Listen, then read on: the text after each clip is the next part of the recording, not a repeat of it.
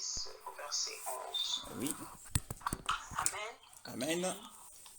Dans le trône, il y a aussi comme une mer de verre qui a la transparence du cristal.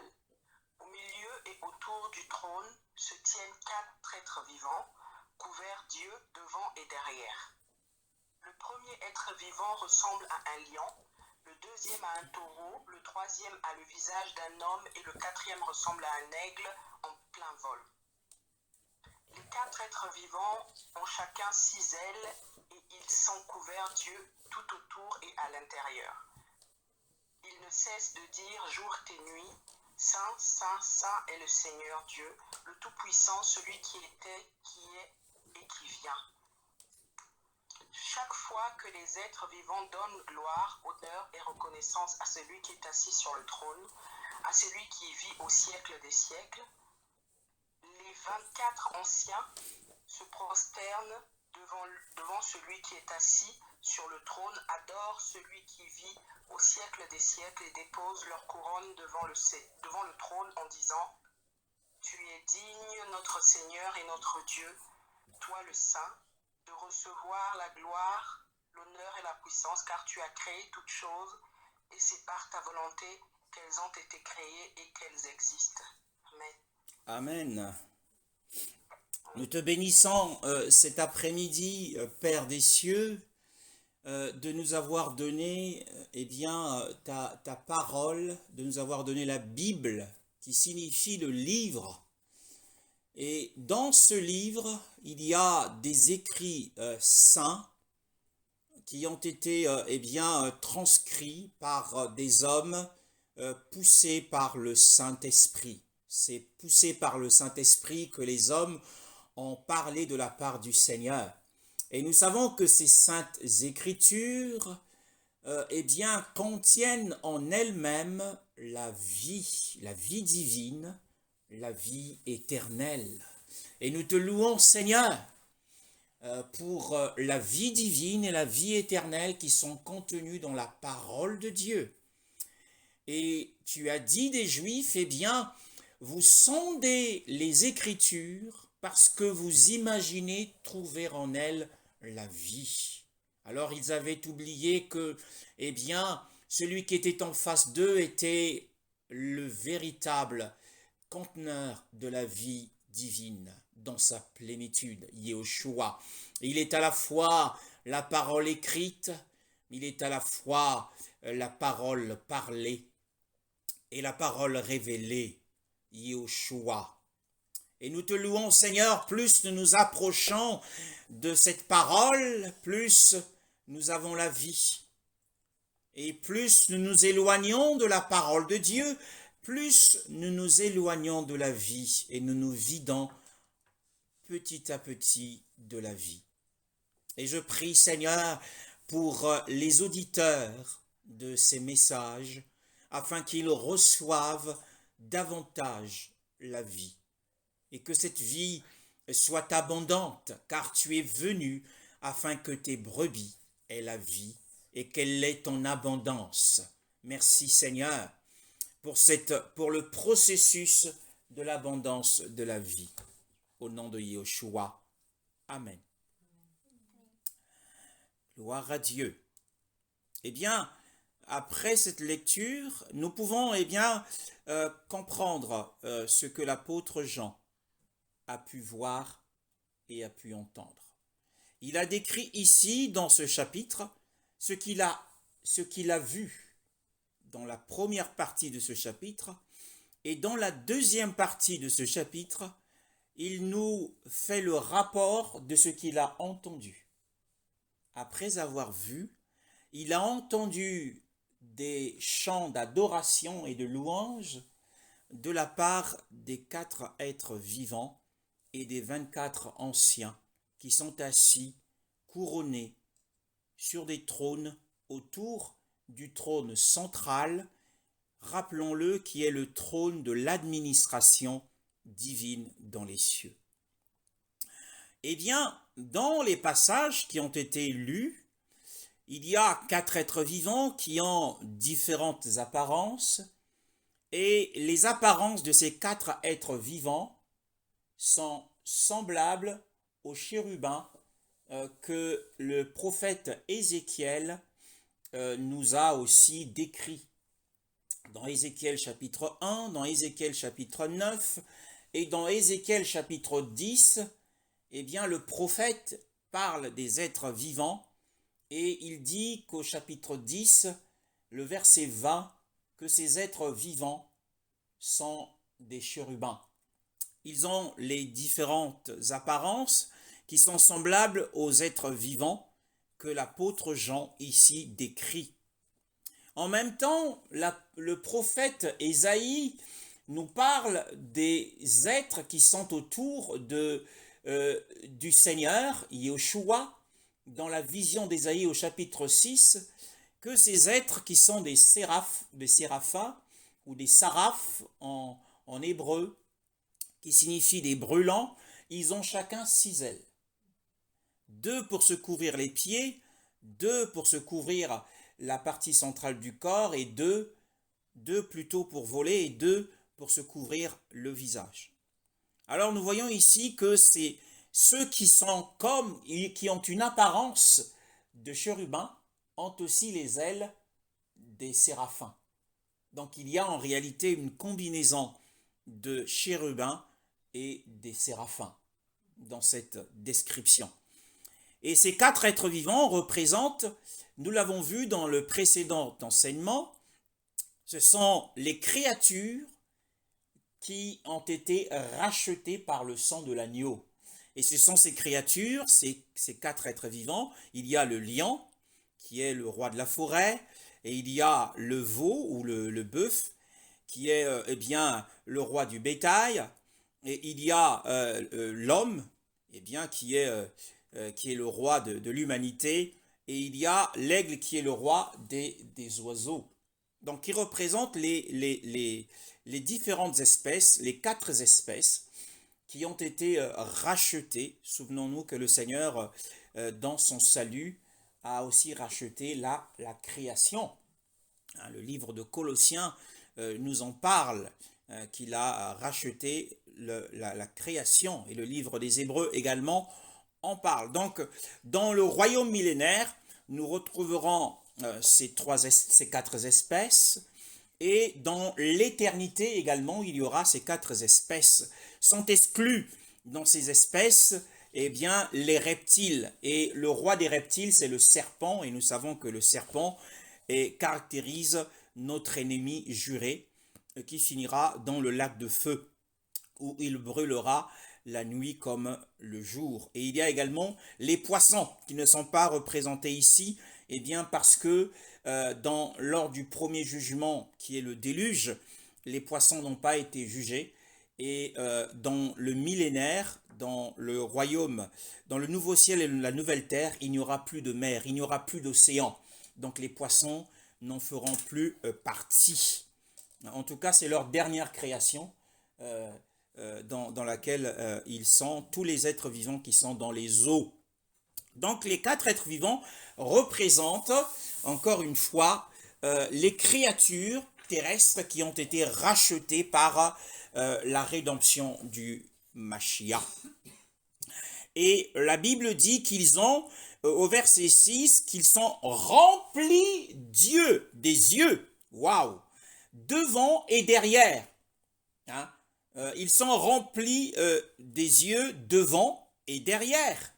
Donc en réalité, et d'ailleurs le verset qui suivra, l'apôtre Jean nous dit que le verset 8, les 4 êtres vivants ont chacun 6 ailes. Et ils sont remplis des yeux tout autour et à l'intérieur, en fait au niveau des ailes. À l'intérieur des ailes et au-dessus des ailes, il y a des yeux. Donc en réalité, ces yeux vont dans toutes les directions. Ils n'ont pas besoin de se retourner pour voir ce qui se passe derrière. Ils n'ont pas besoin de regarder à droite ni à gauche, parce qu'ils ont des yeux partout. Et pour comprendre cela, si nous nous référons aux enseignements de notre précieux Seigneur, il a dit que l'œil était la lampe du corps, que si notre œil est en bon état, tout notre corps sera dans la lumière. Donc en réalité, l'œil ici, bon, quelle est la fonction de l'œil quand Elohim donne l'œil à l'homme, quelle est sa première fonction? La première fonction de l'œil, c'est de recevoir la lumière.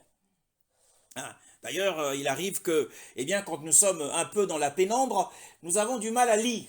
Et nous avons besoin de mettre la lumière pour pouvoir mieux lire. Donc, l'œil, la première fonction, c'est de recevoir la lumière.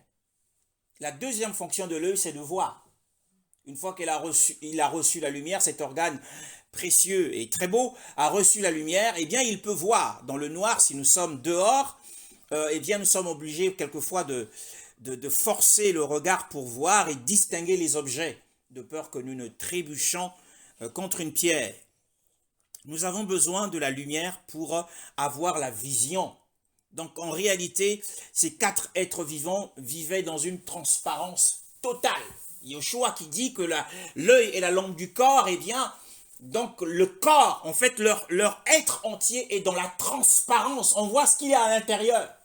C'est comme une maison qui est bâtie que sur tout en vitre en réalité.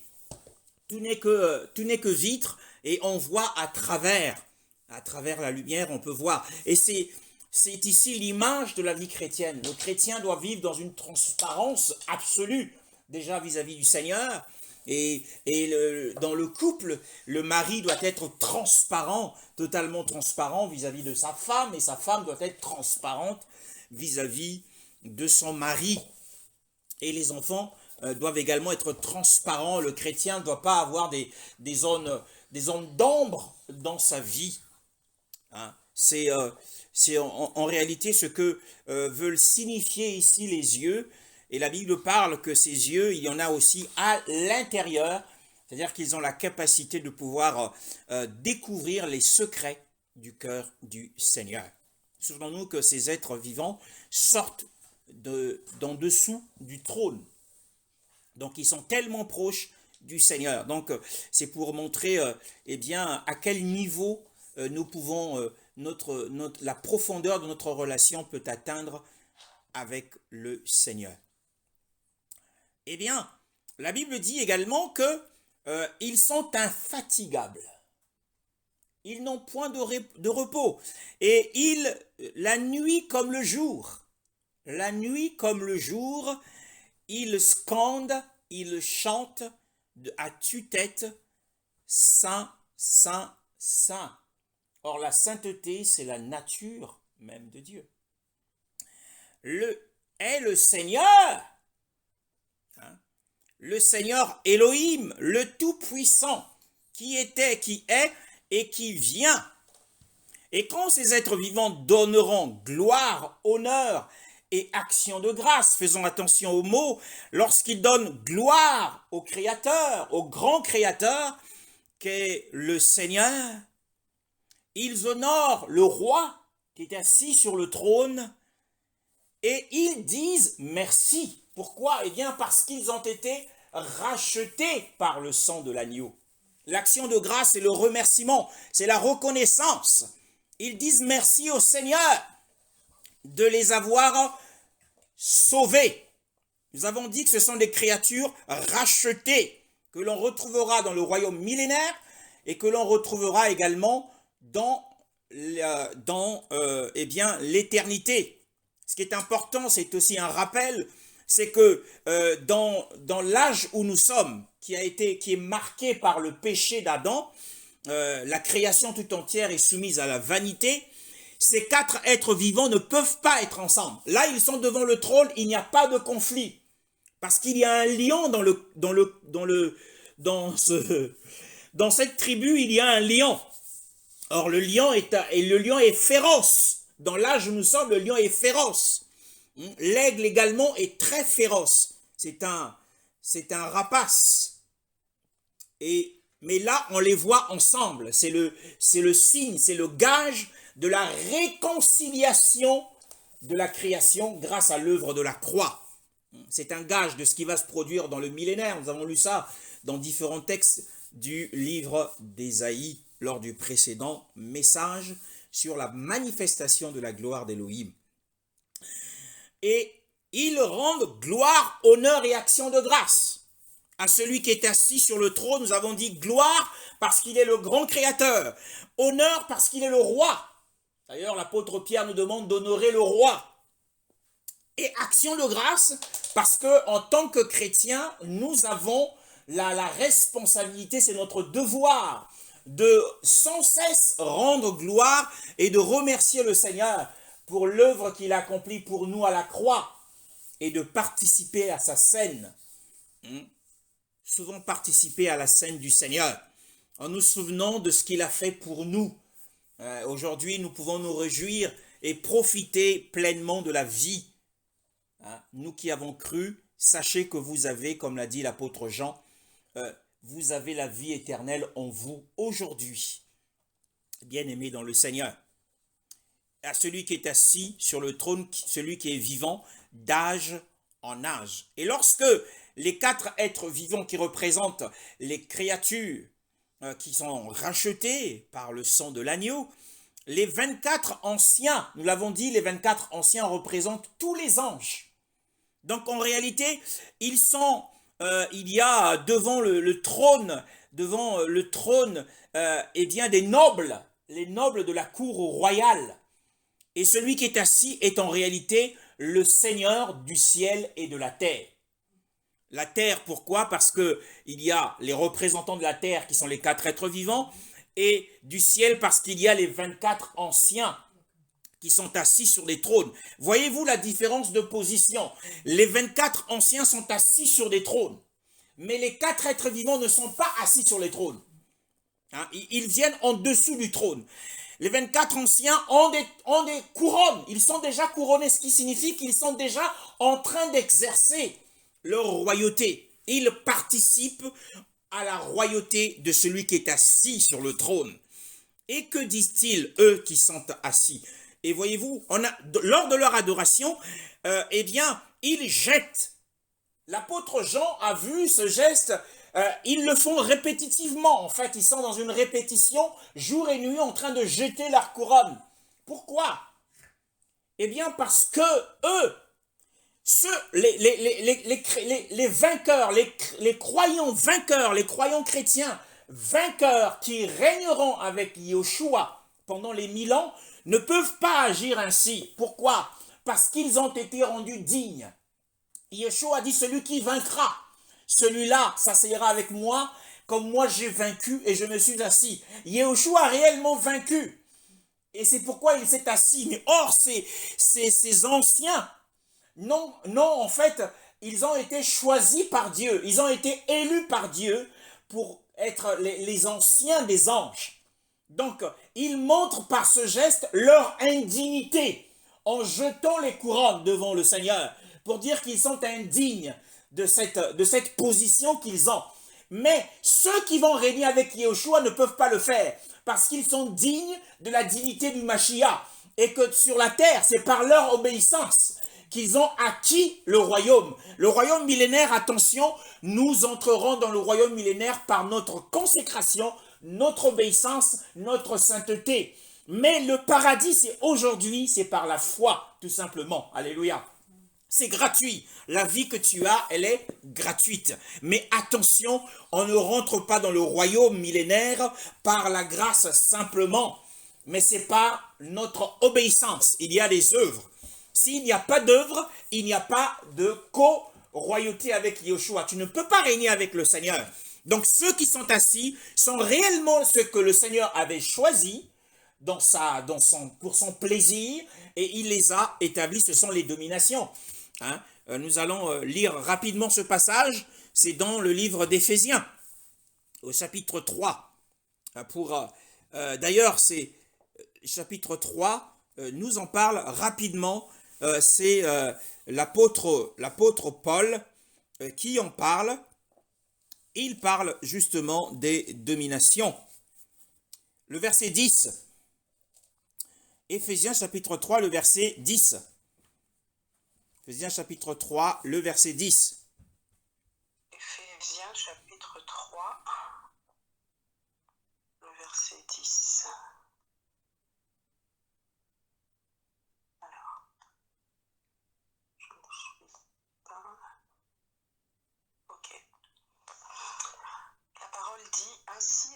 dominations et les autorités dans les lieux célestes connaissent maintenant par le moyen de l'Église la sagesse infiniment variée de Dieu. Amen. Voilà. Qui sont ces principautés, qui sont ces dominations et ces autorités? Ce sont les 24 anciens qui sont assis avec leur couronne, qui participent à la royauté avec le Père et qui, notamment, on peut y retrouver peut-être Gabriel, peut-être Michael, parmi ces princes. Hein, d'ailleurs, Michael est le prince dédié à Israël. Nous le voyons dans le livre de Daniel. Et Gabriel également, qui a visité Marie, a aussi visité Élisabeth et qui a rendu muet Zacharie à cause de son doute. Il dit, je me tiens en la présence de Dieu. C'est lui qui le dit. Il se tient en la présence du Seigneur. Or, ces 24 anciens se tiennent dans la présence même de Dieu. Ils sont assis sur des trônes. C'est pourquoi nous disons qu'il y a peut-être Gabriel, mais assurément Michael, qui est le chef de son armée, qui est un général. Alors, la Bible dit qu'ils jettent leur couronne devant le trône en disant, cette fois-ci, le verset, nous revenons dans Apocalypse chapitre 4, eh bien, ils jettent leur couronne en disant, Seigneur, tu es digne de recevoir la gloire, l'honneur. Ils ne disent pas les actions de grâce. Ils ne remercient pas Dieu pour le salut parce qu'ils ne font pas partie de la création qui est sur la terre, mais ils remercient Dieu pour la puissance qu'ils détiennent.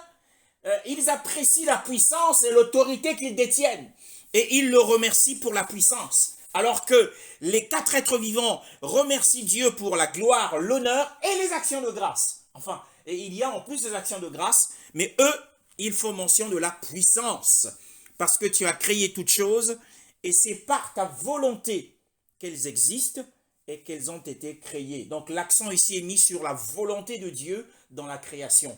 Et c'est ce que nous devons aussi rechercher dans notre vie, la volonté de Dieu dans tout ce que nous faisons. Alléluia. Maintenant, je voudrais, nous n'allons pas terminer cet enseignement aujourd'hui, il y a des choses importantes à voir, mais le verset 8, le début du chant d'adoration, hein, on n'a pas l'air de ce chant, quand on sera avec le Seigneur, il nous donnera l'air du chant, hein, ou encore il y a certains chantres qui ont ce don particulier et qui peuvent recevoir l'air de ce chant. Oui, sans doute, oui, sûrement. Et il ne cesse de dire, nuit et jour, Saint, Saint, Saint, c'est pour nous rappeler qu'il y a le Saint-Père, il y a le Saint-Fils et il y a le Saint-Esprit. Et le Seigneur Elohim, et le Seigneur Elohim, le Tout-Puissant, qui était, qui est et qui vient. Nous savons que dans la révélation d'Élohim, il est à la fois Père, il est à la fois Fils et il est à la fois Saint-Esprit. Il y a cette manifestation de 3 personnes en un seul Elohim. Et le Seigneur Elohim, le Tout-Puissant qui était, qui est et qui vient. Alors je ne sais pas si vous voyez quelque chose, mais nous voyons en fait que ces 4 êtres vivants nous donnent beaucoup de travail à travers ce seul passage. Ils nous donnent du travail et je me suis j'ai beaucoup médité. Il y a du travail dans ce passage, rien que le verset 8. Je ne sais pas si... J'espère que nous allons terminer cette partie que je voudrais que l'on voit cet après-midi. Lorsqu'ils chantent, ils font mention de 3 choses. Ils font mention des différents noms du Seigneur. Et ces différents noms du Seigneur ont été révélés dans différents âges. Parce qu'ils le disent, tu es vivant d'âge en âge.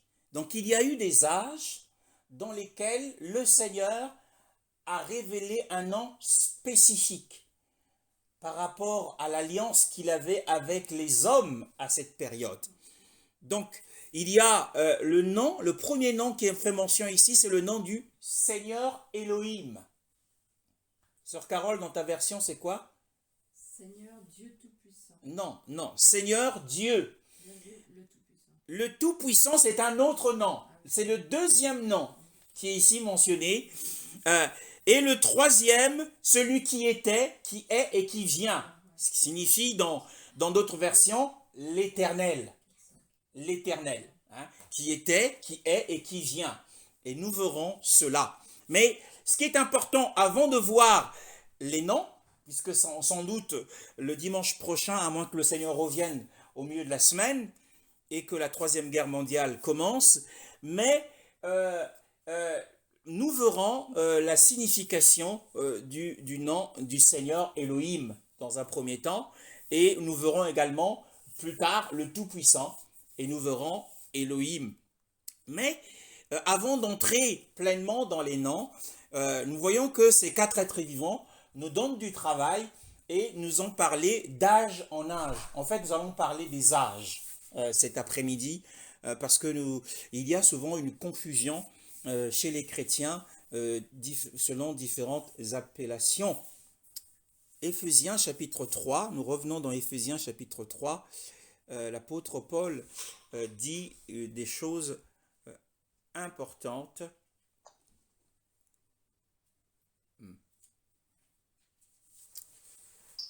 Le verset 2.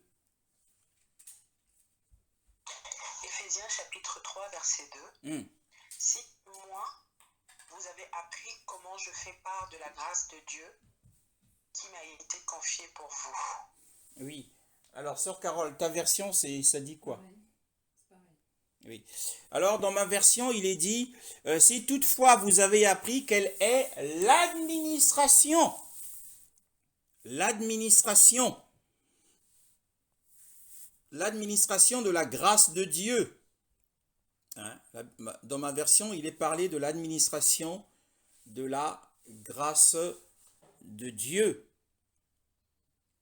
Et dans la version de Beauvais-Bonnet, par exemple, il est dit, si du moins vous avez appris la dispensation de la grâce de Dieu. Les âges, ce sont les dispensations ou encore l'administration. Comment Dieu administre-t-il, a-t-il administré le monde selon ses alliances et comment est-ce que Dieu a traité l'homme dans ces dispensations. Nous allons partir dans le livre de la Genèse.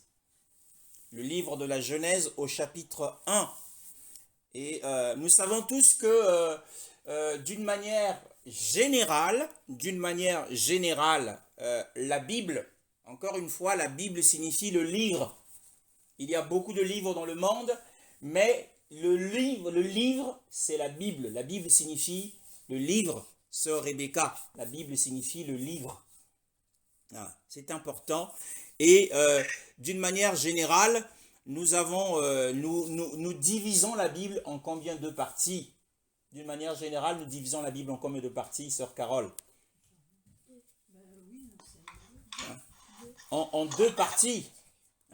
Nous divisons la Bible en deux parties. Il y a l'ancienne alliance et la nouvelle alliance.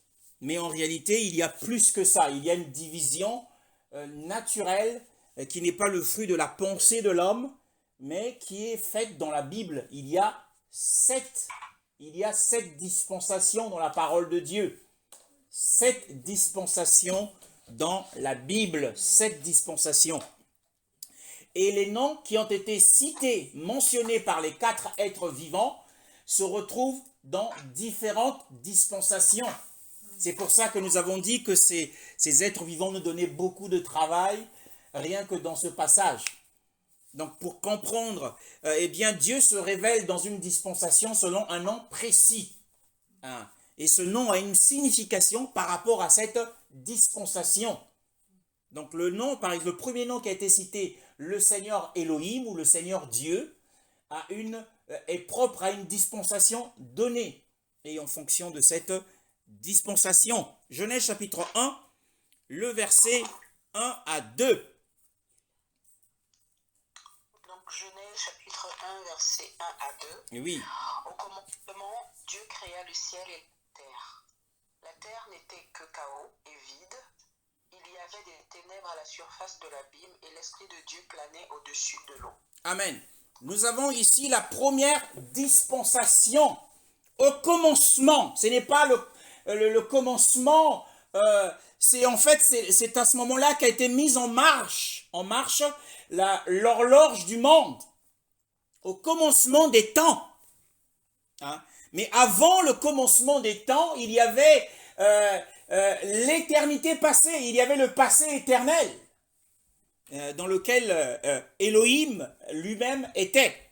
Au commencement des temps, au début des temps, Elohim, c'est en hébreu, Elohim, le nom Elohim signifie la puissance du Dieu créateur.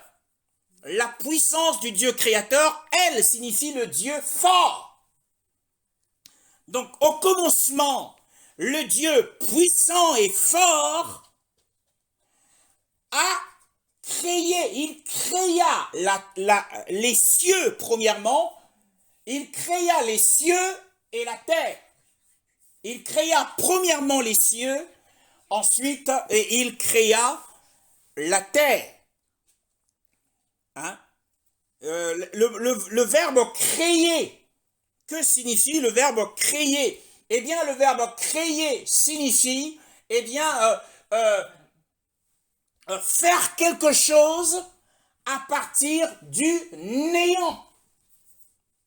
Hein? Et ça, c'est quelque chose qui dépasse les lois de la nature. Lorsque vous avez un artisan qui est appelé à travailler un ouvrage, quel qu'il soit, il doit travailler cet ouvrage à partir de quelque chose. Si l'artisan n'a rien, il ne pourra rien faire. Mais l'artisan qui est Elohim, qui est le puissant Dieu créateur, a créé le monde, parce que les cieux et la terre représentent le monde et ce qu'il contient. Eh bien, il a créé le monde à partir de rien. Hein? Il l'a fait à partir de rien, mais c'est quelque chose, encore une fois, qui nous dépasse. Il est le seul créateur. Ce que font les hommes, ils fabriquent des choses. Mais les hommes ne créent pas. Parce qu'il faut le faire à partir de rien. Il n'avait pas de matière préexistante. Il n'y en avait pas. Pour créer la terre sur laquelle nous marchons, Dieu n'avait pas de matière préexistante. Eh bien, lorsqu'il a créé les cieux et la terre comme une maison avec des étages supérieurs et des étages inférieurs, voyez-vous, il a commencé par créer les cieux. Hein? Ce qui signifie que la responsabilité du chrétien dans la vision du Seigneur, la responsabilité du chrétien, c'est qu'il doit premièrement avoir les yeux. Il doit avoir les cieux sous les yeux et la terre sous ses pieds. Ça, ça doit être la position du chrétien aujourd'hui. Les cieux doivent être, le ciel doit être sous ses yeux et la terre sous ses pieds. Hein? Parce que d'ailleurs l'apôtre Paul nous le dit, affectionnez-vous aux choses d'en haut et non point à celles qui sont sur la terre. C'est notre position. Donc lorsque Dieu, Elohim, le puissant et le fort, a créé à partir de rien, sachez qu'il est possible à Dieu de créer des choses à partir de rien du tout. Alors, soyez sans crainte au sujet de votre maladie, au sujet de votre obstacle, de la difficulté que vous traversez. Sa puissance n'a point de limite. Et lorsqu'il a créé les cieux et la terre, hein, c'était beau à voir, la terre était verdoyante, il y avait de l'herbe, mais il y avait aussi des plantes et des fleurs. Et le ciel était d'un bleu, le bleu d'azur du ciel. Donc la combinaison des deux faisait une grande beauté. Et l'on pouvait aussi voir, d'ailleurs, par ce que nous voyons de la création, nous pouvons comprendre que, eh bien, qu'il y a derrière la création une puissance éternelle. Et il y a la divinité. Et c'est pourquoi les incroyants et les impies sont sans excuse. Nous dit le livre de Romains au chapitre 1. Alors lorsqu'il a créé les cieux et la terre, tout était beau et tout était parfait. Et nous sommes dans le premier âge du monde. Et la terre finalement est devenue tohu bohu. Et dans la version de la sœur divine, il y avait du chaos sur la terre. Et la ténèbre était sur la face de l'abîme et l'esprit d'Élohim planait au-dessus des eaux. Le premier verset et le deuxième verset nous font part de la création de Dieu et de ce que cette création est devenue plus tard. Cette création a perdu de sa superbe, cette création a perdu de sa splendeur, cette création a perdu de sa perfection. Et qu'est-ce qui s'est passé? Eh bien, il y a eu le jugement de Dieu. La terre devint tohu bohu, un chaos, à cause du jugement de Dieu, que nous retrouvons d'ailleurs dans le livre de Jérémie au chapitre 4. Jérémie au chapitre 4, le verset 26. Jérémie chapitre 4, le verset 26, le verset 23 à 26. Le verset 23 à 26. Jérémie chapitre 4, le verset 23 à 26. Que dit la parole? Jérémie chapitre 4, Oui, versets 23 à 26. oui. Je regarde la terre et je constate que c'est le chaos et le vide. Je regarde le ciel et je constate que sa lumière a disparu. Je regarde les montagnes et je constate qu'elles tremblent, que toutes les collines sont secouées. Je regarde et je constate qu'il n'y a plus d'hommes, que tous les oiseaux se sont enfuis. Je regarde et je constate que la région fertile n'est plus qu'un désert. Toutes ces villes ont été démolies devant l'Éternel, devant son ardente colère. Amen. La conclusion de cette clause, c'est que c'était dû à l'ardente colère de Dieu, qu'il y avait ce chaos. Même les cieux ne donnaient plus sa lumière. C'est ce qui s'est passé au commencement. Le jugement de Dieu s'est abattu, mais ce n'est pas l'objet de notre sujet, mais nous sommes sur les âges. Le premier âge, c'était l'âge de l'innocence. La première dispensation, puisqu'il y en a 7, la première dispensation, c'est la dispensation de l'innocence. Et c'est pour cette raison que les 4 êtres vivants commencent par citer le nom du Seigneur Elohim, que l'on retrouvera au chapitre 2, lorsque nous lirons effectivement lorsque nous verrons la révélation de ce nom, qui est le Seigneur Elohim. C'est la dispensation, c'est la première dispensation. Nous, aujourd'hui, nous sommes dans la dispensation de la grâce. Mais la première dispensation où Adam et Ève étaient impliqués, c'était la dispensation de l'innocence. Ils étaient créés innocents, sans péché. Mais quand la Bible parle de la ténèbre, c'est-à-dire le jugement de Dieu qui s'est abattu sur Adam et Ève lorsqu'ils ont péché, c'est là que, en fait, cette dispensation va s'arrêter. La dispensation de l'innocence s'arrête avec le jugement, lorsque le Seigneur va ordonner, il va condamner la femme, que c'est avec douleur qu'elle enfantera, et qu'il va condamner l'homme, et que le sol sur lequel il se tenait lui produira des chardons et des épines, et que c'est à la sueur de son front qu'il gagnera son pain. Alors, l'homme perd ce privilège de cet âge, l'âge de l'innocence. C'est le premier âge. Vous voyez que tout est décrit dans la parole de Dieu. Ce n'est pas des idées fantaisistes des hommes, ou des érudits, ou des docteurs. Hein. C'est le premier âge, le chapitre 1, le verset 1 à 2, nous parle de l'âge de l'innocence et de la perte de cet âge.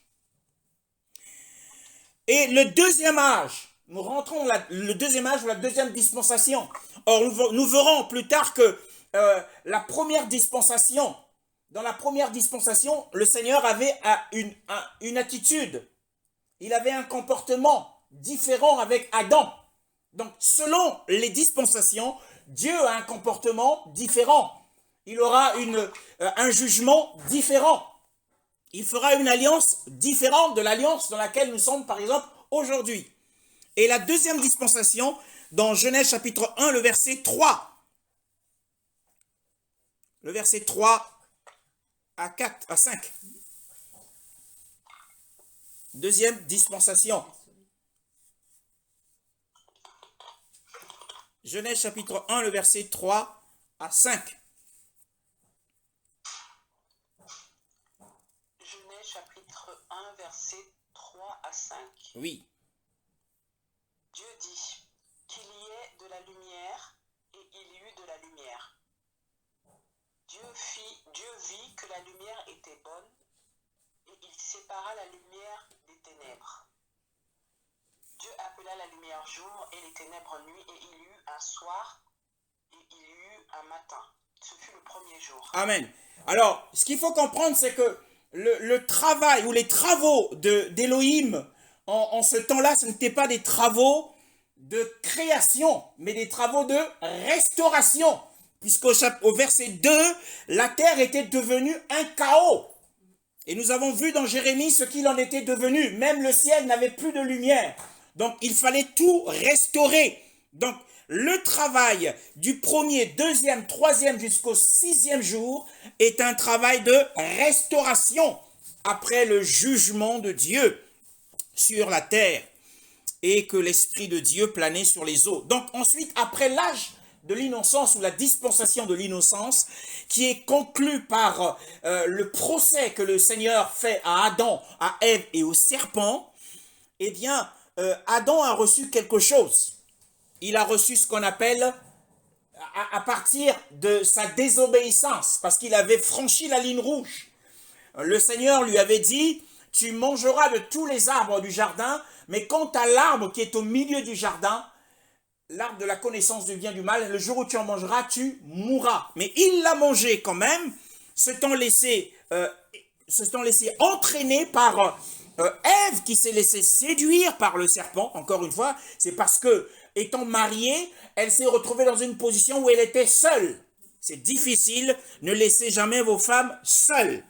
Et c'est la solitude et devient pour l'ennemi une occasion favorable pour les livrer à la tentation. Et parce que Ève était seule, elle s'est laissée séduire. Et l'ennemi suivait il savait que en séduisant ce vase faible, eh bien, ce vase faible finira par entraîner son mari. Alors ils ont franchi la ligne rouge et ils ont mangé l'arbre de la connaissance du bien et du mal. Et ils se sont rendus compte qu'ils étaient nus. En fait, c'est leur conscience qui leur a dit que vous n'êtes pas dans une bonne posture. Et c'est le début de l'âge de la conscience, ou la dispensation de la conscience du bien et du mal. Ils se sont rendus compte que être nu, ce n'est pas bien. Et ils se sont cachés. Voyez-vous? Donc, la deuxième dispensation, c'est la dispensation de la conscience. Et nous allons voir un élément, toujours dans le livre de la Genèse, au sujet de la dispensation de la conscience, au chapitre 4. Chapitre 4. Or, c'est un enseignement passionnant de la parole de Dieu. Et le verset 2, Genèse chapitre 4, le verset 2, nous sommes dans la dispensation de la conscience. Et nous allons voir combien de temps, parce qu'une dispensation est une période de temps dans laquelle, eh bien, Elohim fait une alliance avec les hommes, traite avec les hommes différemment par rapport à d'autres âges et d'autres dispensations. Genèse chapitre 4, le verset 2. Genèse chapitre 4, le verset 2. 4, verset 2, la Bible nous dit, elle mit encore au monde le frère de Caïn, Abel. Abel fut berger et Caïn fut cultivateur. Du sol. Alors Ève, après avoir été chassée du beau paradis de Dieu, c'est une triste histoire, et se retrouve en dehors du jardin, et Adam connut Chava, qui signifie Ève, sa femme, elle devint enceinte et enfanta Caïn. Elle dit, j'ai acquis un homme avec Yahweh, parce qu'elle avait tort. Hein? Parce qu'elle avait tort. Elle enfanta encore Abel, son frère. Et la Bible nous parle de leur appel. Voyez-vous que chacun de nous a un appel. Abel était devenu berger, s'occupant des troupeaux, et Caïn était devenu cultivateur. Il était laboureur du sol, comme son père. Lorsque le Seigneur a formé Adam, il lui a demandé de garder le jardin et de le cultiver. Donc lui, il a hérité de son père. Il a hérité l'appel de son père. Voyez-vous, c'est important de choisir son métier.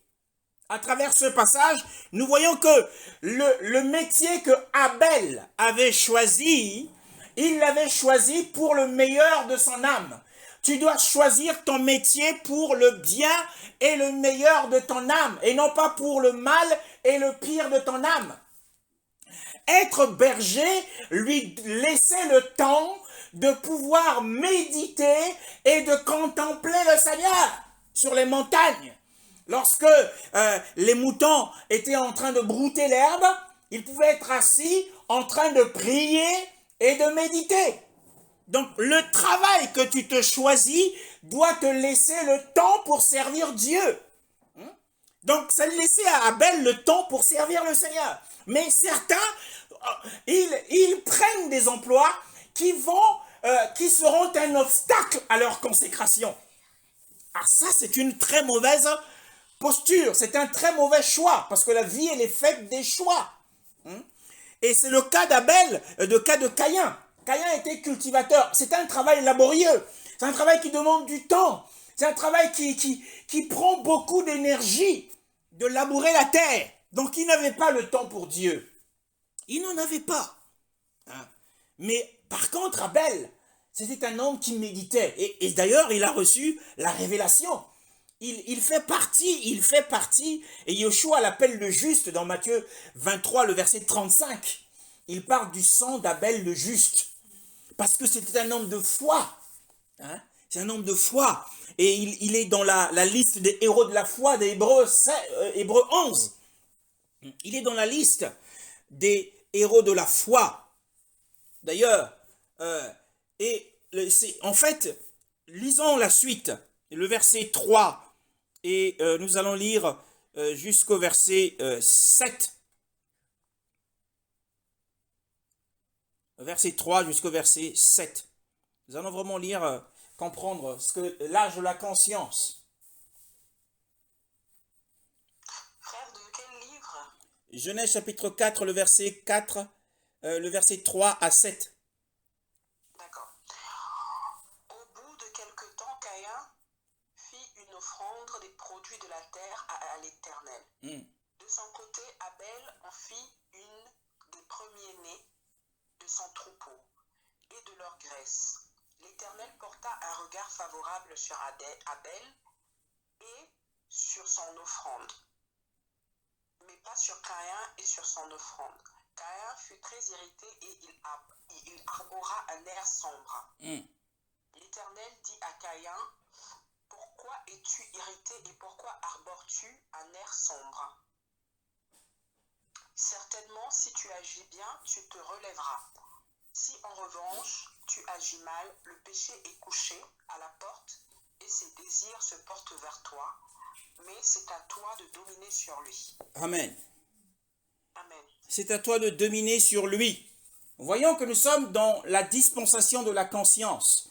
Et nous avons lu que cette dispensation, elle est vue. On peut la voir dans la restauration du premier jour. Quand Dieu dit que la lumière soit, et la lumière fut. Il sépara la lumière des ténèbres. Et la lumière ici, c'est celle qui vient sur la conscience. Souvenez-vous que l'apôtre Paul dit, celui qui a dit, il a dit une fois que la lumière soit, et la lumière fut, il a fait briller cette lumière dans vos cœurs, la lumière de la splendeur de Christ sur la face du Mashiach. Et donc ici, nous voyons que Abel, par la foi, sur le principe de la foi, dans le but de poursuivre l'expiation du péché de son père, il a offert au Seigneur ce qu'il avait de meilleur. Mais Caïn, comme il ne disposait pas de temps, ce n'était pas un homme spirituel, c'était un homme qui ne s'occupait que des choses de la terre. Il a offert au Seigneur des choses, non pas par la foi, mais c'était cela son péché, en sorte que son offrande n'a pas été acceptée par le Seigneur. Mais nous voyons que, eh bien, que Caïn fut très fâché. Et le Seigneur lui pose la question en lui disant, pourquoi es-tu fâché? Pourquoi es-tu fâché, mon frère? Pourquoi es-tu en colère? Quelle est la raison de ta colère? Est-ce que c'est une raison réelle? Est-ce que c'est une raison juste? Est-ce que c'est une raison proportionnée? Beaucoup se mettent vite en colère, alors que la raison n'est pas fondée. Il faut que la raison de ta colère soit réelle, qu'elle soit fondée, qu'elle soit proportionnelle. Pourquoi es-tu fâché? Voyez-vous, le Seigneur était en train de jeter la lumière sur sa conscience. En fait, il n'avait pas à se fâcher contre son frère, il n'avait pas à se fâcher contre Dieu. Il devait se fâcher contre lui-même, parce qu'il avait très mal agi. Et Dieu ne fait exception de personne. Pourquoi es-tu abattu? Voyez-vous, pourquoi ton visage est-il abattu? On le voit, lorsqu'un homme est en colère, son visage se transforme et il fait peur. Donc le visage de Caïn faisait peur. Il était transformé par la colère. Et le Seigneur lui dit, le Seigneur a mis devant lui le bien et le mal. C'est ça, l'arbre de la connaissance du bien et du mal. C'est ça la conscience. Sa conscience lui dit, si tu avais bien agi, tu aurais été joyeux. Si tu avais agi par la foi. Mais parce que si tu te reprends, si tu mets un peu d'eau dans ton vin, alors tu retrouveras le sourire, tu retrouveras la bonne humeur. Mais si tu agis mal, donc on voit qu'il y a cette dualité du bien et du mal, c'est bien l'âge de la conscience. Mais si tu agis mal, encore une fois, parce qu'il était très très fâché. Or la Bible dit que celui qui est en colère contre son frère non seulement il n'accomplit pas la justice du Seigneur, mais c'est aussi un meurtrier. Celui qui a de la haine contre son frère est un meurtrier. La parole ici nous dit que le péché était couché à la porte de sa conscience, était couché à la porte de sa maison. Mais c'était quoi ce péché? Le péché, ce n'était pas seulement cette colère qu'il avait, cette haine qu'il avait vis-à-vis de son frère, mais ce péché, c'était la malédiction. En fait, en hébreu, le mot péché signifie à la fois le péché, la transgression, mais signifie aussi la malédiction ou le châtiment était à la porte de son cœur. La porte ici nous parle de la maison de son corps. Son corps était une maison. Et que s'il agissait mal, eh bien, le désir de cette malédiction tomberait sur lui. Mais le Seigneur lui dit, mais tu as le pouvoir de dominer sur lui. Nous sommes en fait dans l'âge de la conscience où, eh bien, le Seigneur, lorsqu'il éclairait la conscience des hommes, il pouvait énumérer leurs péchés un par un.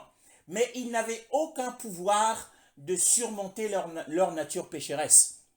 Certains ont la conscience des erreurs qu'ils font. Ils peuvent réciter toutes les erreurs qu'ils ont faites tout au long de leur vie. Mais ils ont cette lumière, mais ils n'ont pas la force en eux pour surmonter le mal qui les a conduits à des actes pécheurs. Et c'est le cas de Caïn. Et nous voyons que au verset suivant, et qu'il parla à Abel, sans doute pour dissimuler son erreur, il a parlé à Abel et il l'a finalement tué. Et il a dû enterrer son corps. Et la Bible nous dit quelque chose. Le Seigneur dit au verset 9 à 10. Le verset 9 à 10. Le verset 9 à 10 de de Genèse chapitre 4, le verset 9 à 10. Genèse chapitre 4, verset 9 à 10. L'Éternel dit à Caïn, où est ton frère Abel? Il répondit, je ne sais pas. Suis-je le gardien de mon frère? Dieu dit alors, qu'as-tu fait? Le sang de ton frère crie de la terre jusqu'à moi. Ah, dans ma version, il est dit, qu'as-tu fait? La voix des sangs, pas seulement du sang, mais des sangs de ton frère crie du sol à moi. Pourquoi? Pourquoi plusieurs sangs? Eh bien, c'est parce que il y avait non seulement Abel qui avait été tué, mais il avait aussi tué toute la descendance qui devait venir par Abel. Toute la sémence de la femme qui devait venir par Abel ont été sacrifiés. Et c'est pourquoi dans ma version, il est dit qu'il y avait plusieurs sangs qui criaient. Donc, il n'était pas coupable d'un seul meurtre. Donc, quand quelqu'un tue quelqu'un, il tue son frère, il ne tue pas seulement une personne, il en tue toute une génération. En réalité, en fait, Caïn avait tué toute une génération. C'est pourquoi il est dit, la voix des sangs de ton frère crie. Et qu'est-ce que criait cette voix? Eh bien, c'est la vengeance. C'est la voix de l'assassiné qui crie, qui demande le sang. La voix du sang de l'assassiné demande le sang de l'assassin. Hein. Donc nous voyons ici que nous sommes dans l'âge de la conscience. Le Seigneur a éclairé sa conscience, mais il n'a pas saisi l'occasion pour se repentir de ce qu'il ressentait dans son cœur. Il a rejeté l'appel du Seigneur. Donc la dispensation de la conscience, et nous voyons comment le Seigneur a agi, comment le Seigneur a traité Caïn. Le verset 11 nous dit, maintenant tu es maudit. Voyez-vous, le Seigneur maudit un homme, alors que son père Adam, lorsqu'il avait péché, le Seigneur ne l'avait pas maudit, mais il avait maudit le sol sous lui. Il n'avait pas maudit Adam, il avait maudit le sol. Mais ici, Caïn a été maudit par Dieu, parce qu'il avait reçu le privilège. Le Seigneur lui avait parlé avant de commettre son forfait. Hein, le Seigneur lui avait parlé. Or, l'âge de la conscience part de la chute d'Adam jusqu'à la fin du déluge. C'est l'âge de la conscience. Et dans cet âge de la conscience, la lumière a brillé. La lumière a brillé avec Enoch, le verset 26 de ce chapitre. La lumière a brillé avec Enoch. Je vais le lire. Il naquit aussi un fils à Seth et on l'appela Enoch. C'est alors que l'on commença à faire appel au nom de Yahweh. C'était le premier homme à invoquer le Seigneur haut et fort. Et la lumière a aussi brillé avec Enoch. Enoch a marché avec Dieu pendant 300 ans. Dans la ténèbre des consciences, autour de lui, les hommes faisaient ce qu'ils voulaient. Mais il y avait un homme qui avait la lumière. Et jusqu'au temps de Noé, eh bien la lumière a brillé également au temps de Noé. Les hommes à cette époque mangeaient et buvaient. Ils se mariaient. Ils vivaient comme ils l'entendaient. Le cœur du Seigneur était attristé. Il a envoyé Noé le juste, le prédicateur. Il a prêché. Noé a prêché aux ivrognes. Il a prêché à ceux qui vivaient dans la convoitise. Il a prêché aux fils des hommes qui avaient pris, voyant que les filles des hommes étaient belles, ils les prirent en mariage. Et personne, il n'y a pas eu grand monde qui s'est tourné à part sa famille. Ils sont rentrés dans l'arche et le jugement est tombé. Donc nous sommes dans la deuxième dispensation, le deuxième âge, qui est la dispensation de la conscience. Et cette dispensation de la conscience prend fin avec le déluge. Donc après le déluge, au chapitre 9, nous entrons au chapitre 9, nous entrons dans une nouvelle dispensation. Chapitre 9. Hein? Et là, le Seigneur dit quelque chose d'important. Au chapitre 9, le verset 6. Il dit quelque chose d'important au verset 6. Genèse, chapitre 9. Oui, verset 6. C'est une nouvelle dispensation. Genèse Genèse chapitre 9, verset 6. Oui. Si quelqu'un verse le sang de l'homme, son sang sera versé par l'homme. Amen. Car Dieu a fait l'homme à son image. Amen. Amen.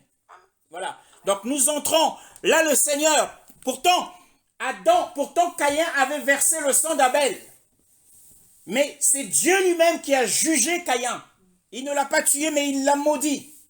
D'ailleurs, il a dit, quand Caïn a déploré la lourdeur de la condamnation, Dieu lui dit, celui qui te tuera tu seras vengé 77 fois. Tu seras vengé 7 fois. Celui qui tuera Caïn, il avait mis sur lui une marque afin que toute personne le verrait et ne le tue pas. Mais ici, eh bien, nous avons une nouvelle dispensation qui est la dispensation. On voit que ce n'est plus le Seigneur qui va juger l'assassin, mais le Seigneur confie le pouvoir d'exécution de la condamnation de mort à l'homme. Oui, voilà. Et la Bible dit au verset 6, « Celui qui aura versé le sang de l'être humain, par l'être humain, son sang sera versé. Car Elohim a fait l'être humain à son image. » Il a fait l'être humain à son image. Quand tu tues un homme, en réalité, tu es en train de défigurer l'image de Dieu qui est dans cet homme. Tu es en train de déshonorer l'image de Dieu. Il y a l'image de Dieu en chaque homme, même les pécheurs. Il y a l'image de Dieu en eux. Quand un homme tue un homme, lorsqu'un homme tue un enfant, il est en train de déshonorer l'image de Dieu qui est dans cet homme ou cet enfant. Donc nous voyons ici que c'est la dispensation du gouvernement humain. Et cette dispensation, lorsque nous regardons dans Genèse chapitre 1, c'est merveilleux, hein, j'aime la parole de Dieu. Genèse chapitre 1, nous allons parler de la dispensation de la conscience, qui est la dispensation qui concerne le premier jour de la restauration de la terre, que la lumière soit. Et la lumière, en fait, avait brillé sur la conscience des hommes, notamment sur la conscience de Caïn. Mais Caïn avait rejeté cette lumière et il a préféré accomplir ses œuvres mauvaises. C'est le premier jour. Mais le deuxième jour, ma sœur, si tu peux faire la lecture. Dans Genèse chapitre 1. Le deuxième jour. Nous devons finir le deuxième, verset 6. Verset 6. Dieu dit qu'il y ait une étendue entre les eaux pour les séparer les unes des autres. Dieu fit l'étendue et sépara ainsi l'eau qui était au-dessus de l'étendue de celle qui était au-dessus. Cela se passa ainsi. Dieu appela l'étendue ciel, et il y eut un soir, et il y eut un matin. Amen. Ce fut le deuxième jour. Amen. Alors, je ne sais pas si vous avez remarqué, le premier jour, le verset 4 dit « Et Elohim vit que la lumière était bonne ». Mais au deuxième jour, le Seigneur ne prononce aucune bénédiction. Il ne dit pas que c'était bon. Il a séparé les eaux qui sont au-dessus du ciel avec des eaux qui sont en bas. Il a séparé. Alors, il faut comprendre cela. Que signifient les eaux dans la parole de Dieu? Les eaux dans la parole de Dieu, Apocalypse chapitre 17. Nous aimons la parole de Dieu, verset 15.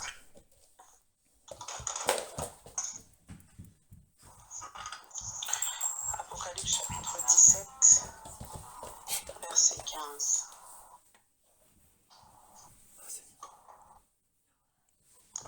La Bible dit, Oui.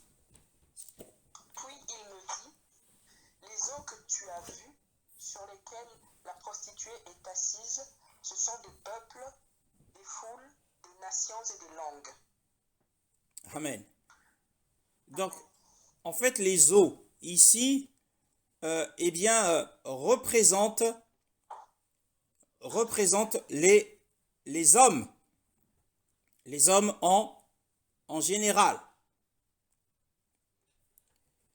Et c'est important de le savoir. Maintenant, les eaux qui sont en fait au-dessus des cieux, il y a des eaux, nous dit la parole de Dieu. Il a séparé les eaux qui sont au-dessus et celles qui sont en bas. Celles qui sont en bas, ce sont les océans que nous avons sur la terre. Donc au-dessus des cieux, il y a des océans. Mais qu'est-ce que cette image ou cette restauration symbolise? Qu'est-ce que cela symbolise-t-il? Eh bien, nous avons dit que les eaux représentaient les hommes. Mais qu'est-ce que l'eau, en fait? Si on considère les propriétés de l'eau, quand on considère les propriétés de l'eau, j'ai fait une recherche. Les propriétés de l'eau, nous savons que l'eau est composée de H2O, de l'hydrogène et de l'oxygène. Mais sa masse, la masse molaire de l'eau est de 18 grammes. L'eau est tellement faible en réalité. L'eau est faible, et d'où l'expression être faible comme l'eau. L'eau est faible et incertaine à cause le grammage déjà de la masse molaire. Je ne parle pas en termes de volume, on ne parle pas de la masse volumique, mais de l'eau, une goutte d'eau, par exemple. Et ça démontre la faiblesse. Maintenant, regardons dans Daniel chapitre 4, le verset 23. Daniel chapitre 4, le verset 23. Nous avons dit que, les eaux représentent les hommes, les gentils. Et nous verrons ça un peu plus tard également. Daniel chapitre 4, le verset 23. Que dit la parole de Dieu dans Daniel chapitre 4, le verset 23. Amen. Parce qu'on a commandé de laisser le tronc avec les racines de l'arbre, ton royaume sera durable pour toi quand tu auras connu que les cieux dominent. Alors, la Bible nous dit ici que les cieux dominent. Nous avons vu qu'il y avait de l'eau. L'eau est par nature quelque chose de faible et d'incertain. Et il y a les cieux qui signifient la domination. Parce que la Bible dit que les cieux dominent. Les cieux signifient la domination. Or, l'âge, suivez-moi bien, l'âge dans lequel Noé s'est retrouvé après le déluge, quand Dieu lui dit, celui qui versera le sang de l'être humain, par l'être humain, son sang sera versé. C'est l'âge du gouvernement humain. C'est-à-dire l'homme reçoit de Dieu l'autorité de mettre fin au jour d'un autre homme qui a tué son prochain. Mais cette autorité, en fait, la domination, c'est quoi? C'est l'autorité, en réalité. Donc, l'autorité est combinée à la faiblesse de l'homme. C'est ce que nous voyons aujourd'hui. Dieu n'a pas, le deuxième jour, Dieu n'a pas béni, ou Elohim n'a pas béni la séparation des eaux d'en haut et des eaux d'en bas à cause de la faiblesse de l'homme. Hein? Donc le Seigneur n'a pas béni les gouvernements du monde. Il promulgue des lois aux États-Unis ou encore dans certains pays d'Asie ou de l'Afrique du Nord, on pratique encore la peine de mort. Hein? Et ils sont comme dans cette dispensation du gouvernement ou du règne de l'homme. C'est l'homme qui règne. Un homme, par la justice, peut te donner la mort. Mais l'homme, en tant que tel, est un être faible. Ici, signifié par l'eau. Par l'eau. Et nous voyons que cette responsabilité ou ce gouvernement ce pouvoir a été donné à Noé après le déluge. Mais Noé, lorsqu'il est rentré dans sa vigne, il a bu le vin de sa vigne. La Bible dit qu'il s'est enivré. Il s'est enivré et il s'est déshabillé. Il avait perdu la raison. Donc on voit le mélange entre l'autorité, l'âge du règne humain, le gouvernement des hommes, les hommes qui nous gouvernent aujourd'hui. Toute autorité vient de Dieu, mais Dieu n'a pas béni ces autorités-là. Il n'a pas béni les autorités de notre pays. Dieu n'a pas béni Poutine. Il n'a pas béni le gouvernement de Poutine. Ou de Joe Biden. Joe Biden, il n'a pas béni cela. Mais il a donné aux hommes cette autorité. Donc, l'âge du règne humain, l'âge du règne humain, on voit que ces hommes qui nous gouvernent sont truffés de faiblesses. Ils ont chacun des casseroles, il y a des scandales qui sortent, qui viennent de la part des responsables politiques. C'est l'âge du règne humain, où les cieux, qui signifient la domination et l'autorité, est mélangé à de l'eau. C'est l'âge du genre humain. Et cet âge a commencé après le déluge et s'est terminé avec la dispersion de Babel. Lorsque le Seigneur a dispersé les hommes, nous le voyons dans la Genèse chapitre 11, le Seigneur a dispersé les hommes qui voulaient bâtir une tour dont le sommet toucherait le ciel. Et le Seigneur les a dispersés en les confondant dans différentes langues. Nous n'avons pas à le lire puisque nous courons derrière cette dispensation. Et ensuite, après la fin de la dispensation du genre humain, même si cette dispensation a des relents jusqu'à ce jour, puisque les hommes se comportent comme s'ils étaient des dieux sur d'autres hommes, en leur ôtant la vie. Et nous disons que, eh bien, si un homme enlève la vie à un homme, il touche en réalité à l'image de Dieu qui est en l'homme. D'ailleurs, le Seigneur l'a souligné. Sachez que l'homme a été créé à l'image de Dieu. Et le Seigneur va entrer dans une nouvelle alliance avec un autre homme, et c'est Abraham. Ici, nous entrons dans un nouvel âge. Maintenant, nous le voyons, comment le voyons-nous? Toujours dans Genèse chapitre 1. Après avoir lu eh bien, l'âge du genre humain, nous avons vu l'âge de l'innocence, ou la dispensation de l'innocence, nous avons vu la dispensation de la conscience, nous avons vu la dispensation du règne humain. Hein? Donc nous avons déjà étudié 3 dispensations, et la 4e dispensation concerne le 3e jour. Le 3e jour de la restauration de la terre. Le 3e jour de la restauration de la terre.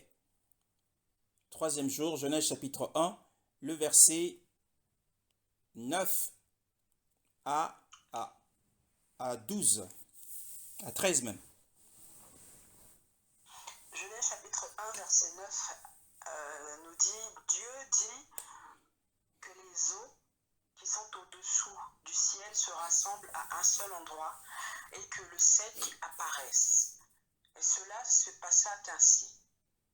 Dieu appela le sec terre et la masse des eaux mer. Dieu vit que c'était bon. Puis Dieu dit que la terre produise de la verdure, de l'herbe à graines, des arbres fruitiers qui donnent du fruit selon leur espèce et qui contiennent leurs semences sur la terre. Et cela se passa ainsi. La terre produisit de la verdure, de l'herbe à graines selon son espèce et des arbres qui donnent du fruit et contiennent leurs semences selon leur espèce. Dieu vit que c'était bon. Il y eut un soir et il y eut un matin. Ce fut le 3e jour. Oui, nous sommes dans la 4e dispensation qui est la dispensation de lorsque Dieu a appelé Abraham. Et qu'est-ce qui va caractériser l'appel que le Seigneur a fait à Abraham? C'est la promesse. Tout le cheminement d'Abraham avec Elohim était basé sur les promesses. Même Isaac, lorsqu'il est venu, il est appelé le fils de la promesse. Et nous le voyons ici à travers cette restauration, lorsque le Seigneur sépare les eaux qui sont en dessus de la terre, c'est-à-dire les océans, pour tirer la terre sèche. Et nous savons tous, hein, pour ceux qui découvriront, que dans la Bible, lorsque nous le voyons encore toujours dans le livre de la Genèse, je vais le lire, le chapitre 15, hein, nous le dit. Le chapitre 15 nous parle au verset 18. Genèse chapitre 15, le verset 18 nous dit « Et en ce jour-là, Yahweh traita alliance avec Abraham en disant « J'ai donné cette terre à ta postérité ». En fait, dans la parole de Dieu, la terre représente toujours Israël, le peuple de Dieu. Et nous voyons que lorsque Yahweh a appelé Abraham à sortir d'Ur en Chaldée, et nous avons vu que les eaux représentaient les peuples, les nations, les foules, les tribus, le Seigneur a séparé Abraham et des nations, du monde. Et en fait, le début de la séparation des enfants d'Israël des nations, puisque c'était un peuple choisi par Dieu, spécialement choisi par Dieu et mis à part, a commencé avec l'appel d'Abraham. Donc la terre dont il est fait mention ici, c'est Israël, la terre sèche, c'est Israël. C'est la dispensation de la promesse qui est acceptée par la foi. Nous revenons dans Genèse chapitre 1, cette dispensation de la promesse qui a commencé avec l'appel d'Abraham et qui va se terminer avec, cette dispensation se terminera avec l'exode des enfants d'Israël dans le désert, la dispensation de la promesse. Mais ce que nous voyons encore dans Genèse chapitre 1, le verset 11, c'est que Elohim dit que la terre produise de la végétation, de l'herbe portant de la semence et des arbres fruitiers portant du fruit selon leur espèce, qu'il ait leur sémence en eux-mêmes sur la terre. Il en fut ainsi. La terre produisit de la végétation, de l'herbe portant de la semence selon son espèce, et des arbres portant du fruit qui avaient leur semence en eux-mêmes selon leur espèce. Elohim vit que cela était bon. Il eut un soir, il eut un matin, c'était le 3e jour. Eh bien, Israël, dont nous parlons, nous sommes en train de dire que Israël est la terre sèche, mais le Seigneur a ordonné que cette terre sèche porte une végétation qui produira du fruit. C'est aussi le symbole de Israël qui avait reçu la Torah de Elohim. Lorsque Israël a reçu la loi, eh bien le Seigneur lui avait donc ordonné de pouvoir... Donc en fait, le 3e jour est divisé en 2 sections. Nous avons l'âge ou la dispensation de la promesse qui se termine avec l'exode des enfants d'Israël, leur sortie de l'Égypte, et nous avons la dispensation de la loi. La dispensation de la loi, c'est Israël qui est appelé à porter du fruit lorsqu'il reçoit la parole. Il reçoit la loi de Moïse sur le mont Sinaï. Ésaïe chapitre 1 nous dit ceci, je vais le lire pour avancer. Je chanterai maintenant pour mon bien-aimé le cantique de mon bien-aimé sur sa vigne. La vigne de mon bien-aimé était devenue le fils de la corne fertile. Et il l'environna d'une haie, on ôta les pierres et il planta des vignes de choix. Il bâtit une tour au milieu d'elle et il creusa aussi une cuve. Puis il espéra qu'elle produirait des raisins, mais elle a produit des grappes sauvages. En fait, le Seigneur espérait que Israël porterait des fruits en lui donnant la loi ou la Torah. Hein, c'est ce qui est symbolisé par la terre qui produit de la végétation portant des fruits. Mais Israël n'a pas porté de fruits. Mais la seule personne qui est venue, qui a porté du fruit, qui a accompli toute la loi, c'est Yeshua. C'est le seul qui a accompli la loi, toute la loi de Moïse, de Moshe, et qui a porté des fruits pour Israël. Et c'est pour cette raison que le Seigneur dit à la femme samaritaine que le salut vient des Juifs. Hein? Donc nous avons étudié au 3e jour de la Genèse chapitre 1 qu'il y avait 2 dispensations. Premièrement, la dispensation de la promesse qui commence avec l'appel d'Abraham et qui se termine avec la sortie des enfants d'Israël en Égypte, et la dispensation de la loi qui, elle, commence avec l'Exode et se termine à la croix du Seigneur. Tout est accompli. Elle se termine à la croix du Seigneur. Nous sommes dans la dispensation de la loi. Et c'est la dispensation, l'une des dispensations les plus longues de la Bible. Elle a duré 15 siècles, la dispensation de la loi ou de la Torah. Et le 4e jour, le verset 14 à 19. Le 4e jour, le verset 14 à 19. Et là, vous l'aurez compris. 14 à 19, ma soeur. 14, à 19.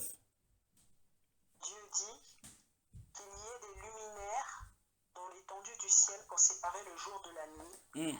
Ils serviront de signes pour marquer les époques, les jours et les années.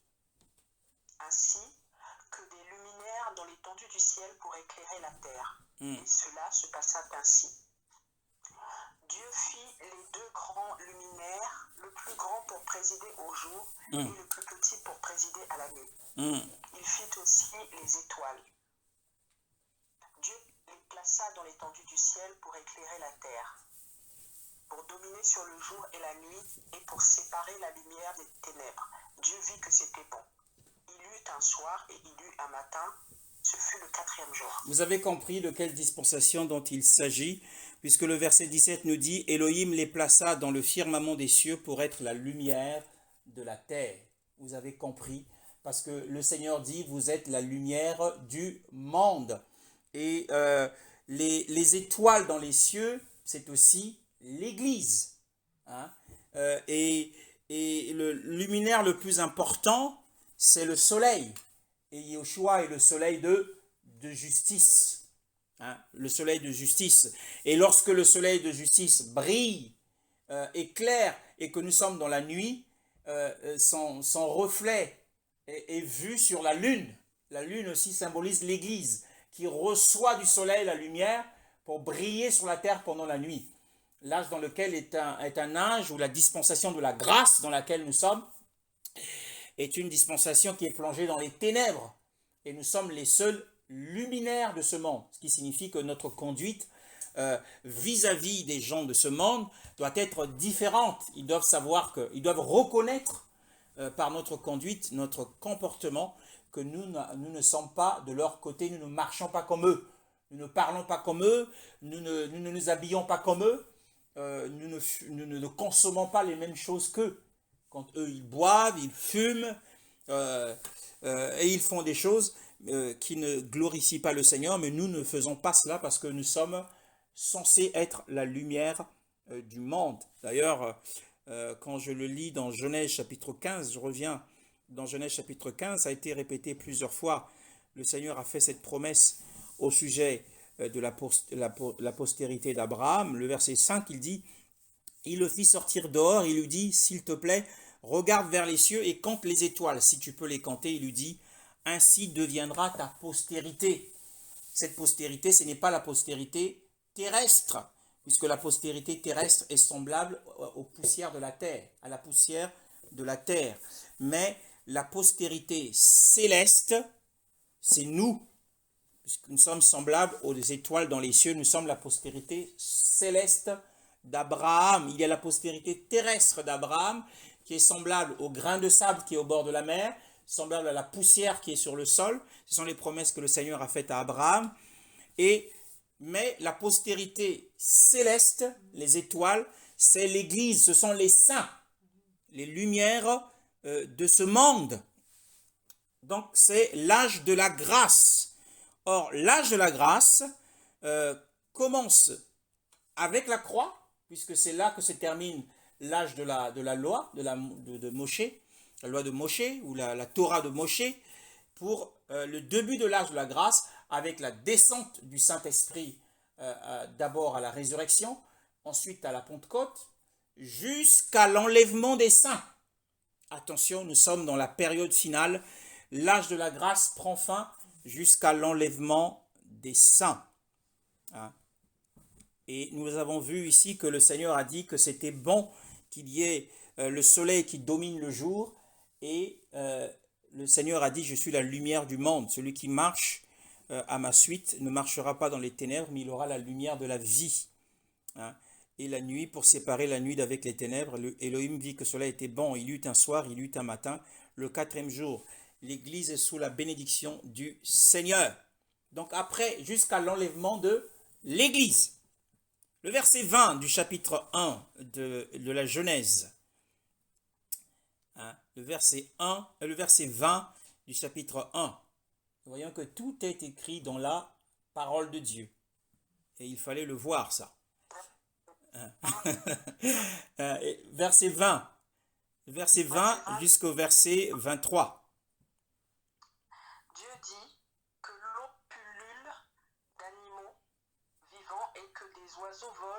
le ciel au-dessus de la terre. Hmm.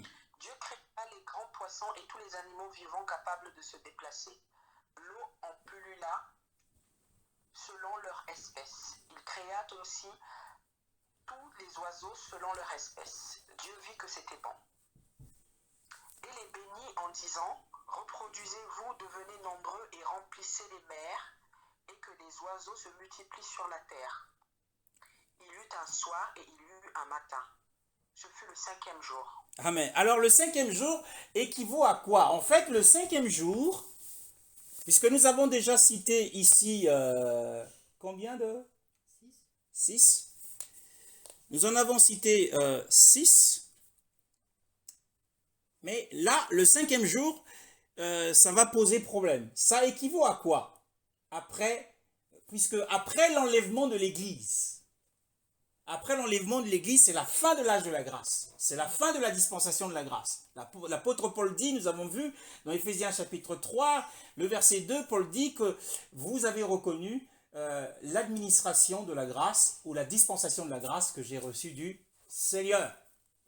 Donc, cette dispensation de la grâce prend fin lorsque le Seigneur viendra comme un voleur dans la nuit et qu'il va en enlever, l'un sera pris et l'autre laissé. Certains seront pris et d'autres ne partiront pas. Ne pourront pas partir parce qu'ils n'étaient pas prêts. Ils ne sont pas prêts pour le Seigneur. Donc, ils vont être enlevés. Mais qu'est-ce qui va se passer après? Eh bien, ce qui se passe après, c'est une courte période et nous le voyons dans la parole de Dieu, dans l'évangile de Luc, chapitre 21. C'est très intéressant, la fin de cet enseignement. Le verset 23 à 26.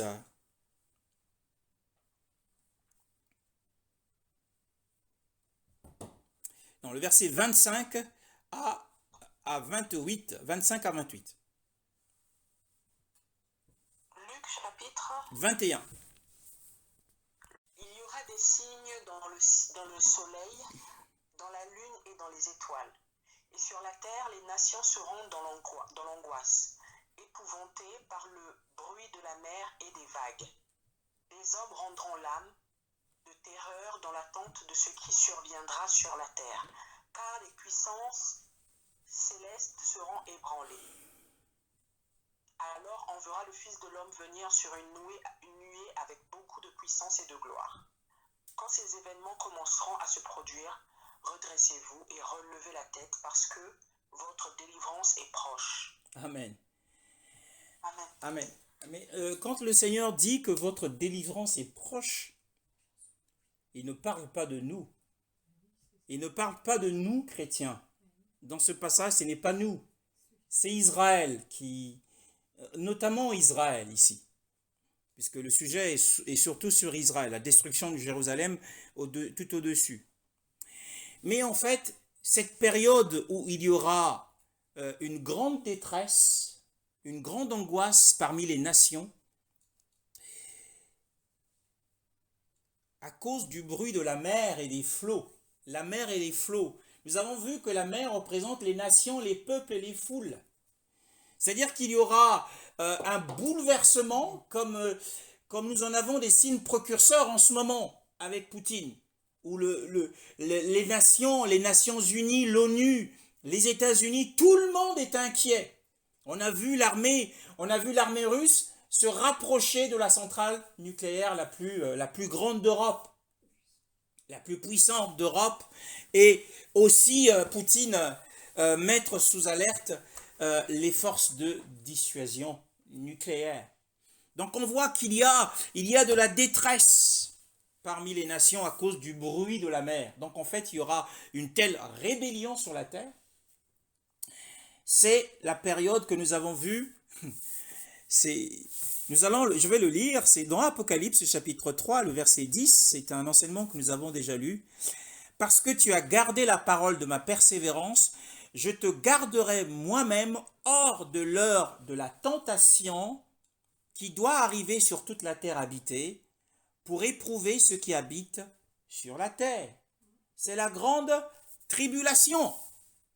Bien-aimés dans le Seigneur. Nous avons vu que dans la Genèse, les eaux, le Seigneur a dit, oh mais ça c'est, moi j'ai beaucoup souri lorsque j'ai vu cela. par l'aide et la miséricorde du Seigneur. La miséricorde du Seigneur. La Bible dit que les eaux grouillent des choses grouillantes, d'âmes vivantes, et que les oiseaux volent au-dessus de la terre, face au firmament des cieux. Il y avait les eaux, mais il n'y avait pas d'êtres vivants dans les eaux. Et le Seigneur a ordonné que les êtres vivants soient dans les eaux qui mugissent, puisque les eaux ne sont pas calmes à la création. Même là, quand on s'approche d'un océan, il y a toujours ce bruit de la mer. Il y a le bruit des vagues. Hein? Et ça symbolise la grande tribulation. Qu'est-ce qui va se passer pour ceux qui resteront? Qu'est-ce qui va se passer? Eh bien, c'est Ésaïe qui nous répond au chapitre 26. Ésaïe, au chapitre 26, et le verset 9. Ésaïe, chapitre 26, le verset 9. Comment est-ce que, à travers le mugissement des eaux, qui est d'ailleurs décrit par le psaume 93, qui n'a que 5 versets, qui décrit le mugissement des eaux et dit que Yahweh est plus puissant que le bruit des grandes eaux. Et là, dans Ésaïe 26, chapitre 9, chapitre 26, le verset 9, nous avons la réponse. Comment est-ce que Dieu va créer à travers cette épreuve des êtres vivants? Puisque ceux qui sont autour de nous sont des morts.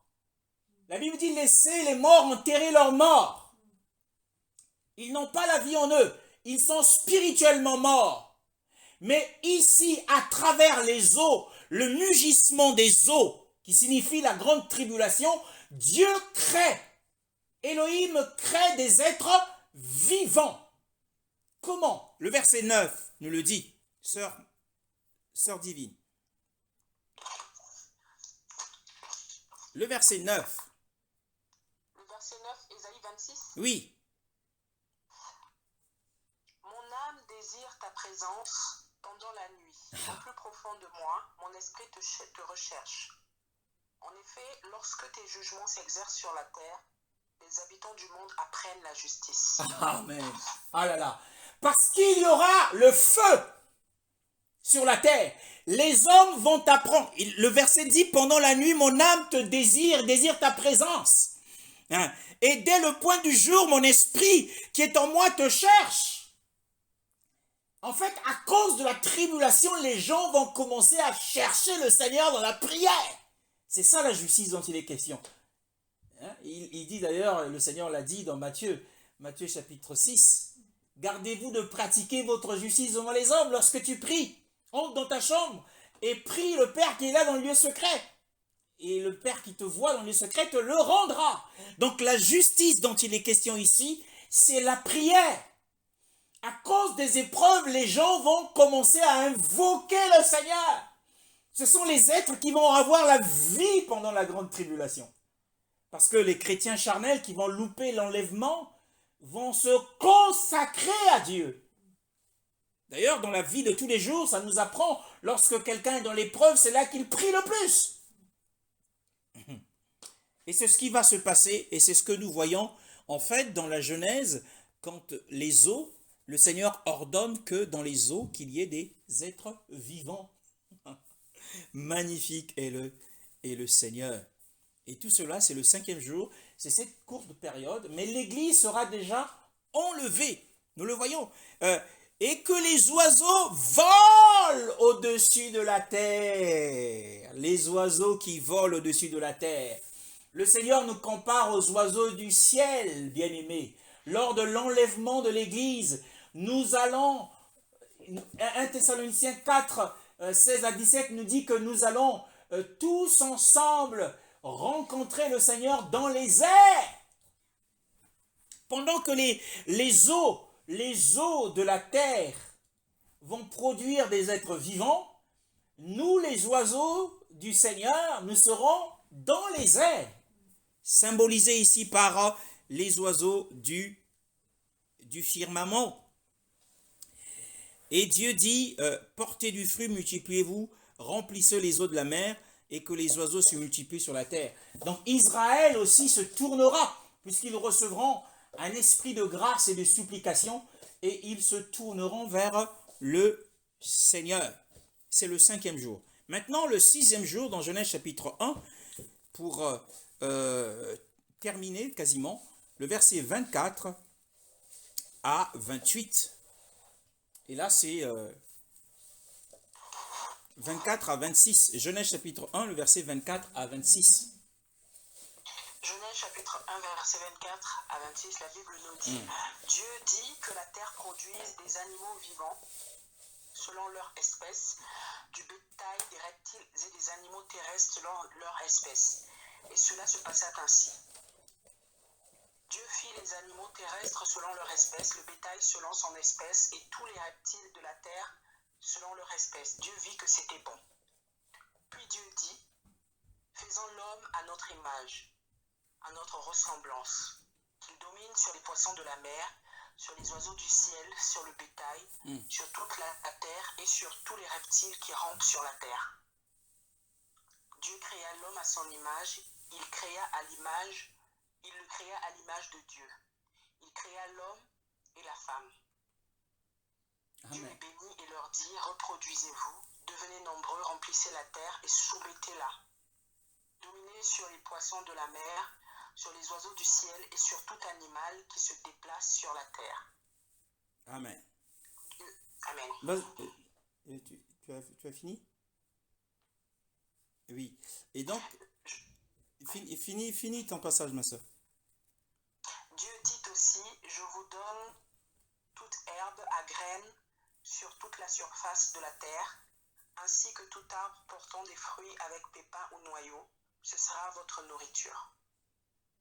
Amen. Amen. Alors, la terre qui produit du fruit, nous avons dit que la terre représentait Israël. Donc, nous sommes en train, après la grande tribulation, nous entrons dans l'âge du royaume millénaire. C'est l'âge du royaume millénaire. Et la terre qui produit du fruit, c'est Israël. Genèse, Ésaïe 27, le verset 6 nous dit, dans l'avenir, Jacob prendra racine, Israël fleurira et s'épanouira et remplira la surface du monde de ses fruits. Donc la terre ici, c'est les enfants d'Israël qui seront sauvés, parce que c'est le reste qui sera sauvé au retour après la grande tribulation. C'est le Seigneur qui revient.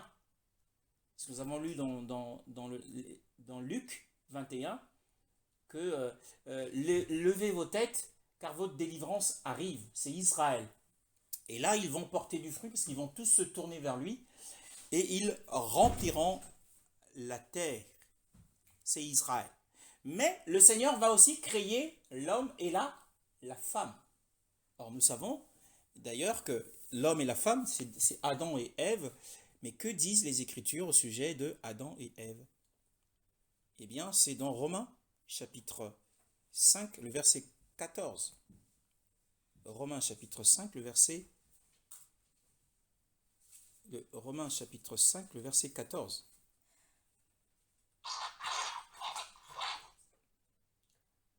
Romains, chapitre 5, le verset 14. Romains chapitre 5, verset 14, la Bible nous dit « Pourtant la mort a régné depuis Adam jusqu'à Moïse, même sur ceux qui n'avaient pas péché, par une transgression semblable à celle d'Adam, qui est l'image de celui qui devait venir. » Amen. Celui qui devait venir, c'est qui? C'est Christ. Donc en fait, Adam était une image, était une figure de Christ. Hein? Et le règne millénaire, il y aura Christ et Ève, nous le voyons, nous connaissons aussi ce passage, hein, c'est dans Éphésiens, hein, Éphésiens chapitre 5, où le Seigneur compare Ève à l'Église. Hein. C'est pourquoi l'homme quittera son père et sa mère, le verset 31. C'est pourquoi l'homme quittera son père et sa mère et se joindra à sa femme et les deux seront une seule chair. Ce mystère est grand. Or, je parle du Mashiach et de l'assemblée. Ève représente l'Église. Donc le règne, le royaume millénaire, c'est Christ qui règne avec son épouse, qui est l'Église. Il l'a dit d'ailleurs dans Apocalypse chapitre 3, le verset 21, « Celui qui vaincra, comme moi j'ai vaincu, s'assiera avec moi sur mon trône, comme moi j'ai vaincu, et je me suis assis sur le trône de mon Père. » Donc nous avons au 6e jour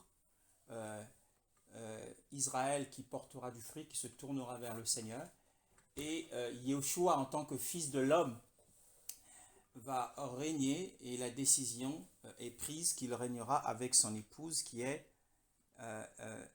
l'Église que nous sommes. Et donc nous avons là cette dispensation, et ensuite nous entrerons après le règne de 1000 ans.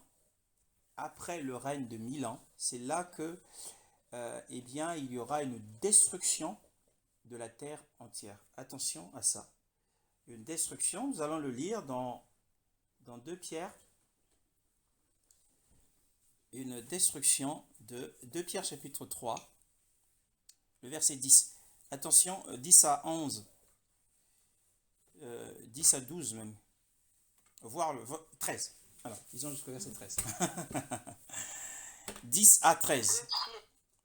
2 Pierre 3, 10 à 13, oui. À partir du verset 10.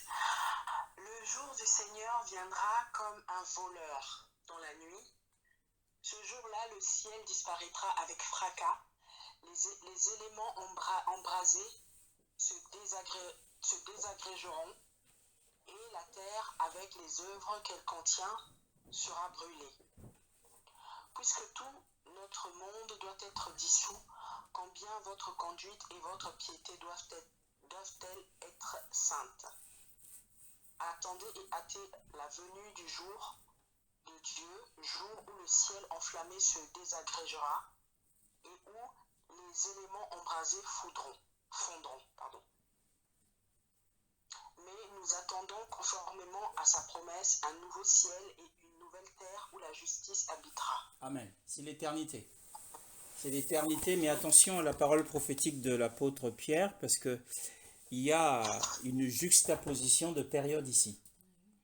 Le verset 10, l'apôtre Pierre nous dit « Or, le jour du Seigneur viendra comme un voleur dans la nuit. » Donc nous savons tous que si le Seigneur vient comme un voleur, c'est pour enlever l'Église.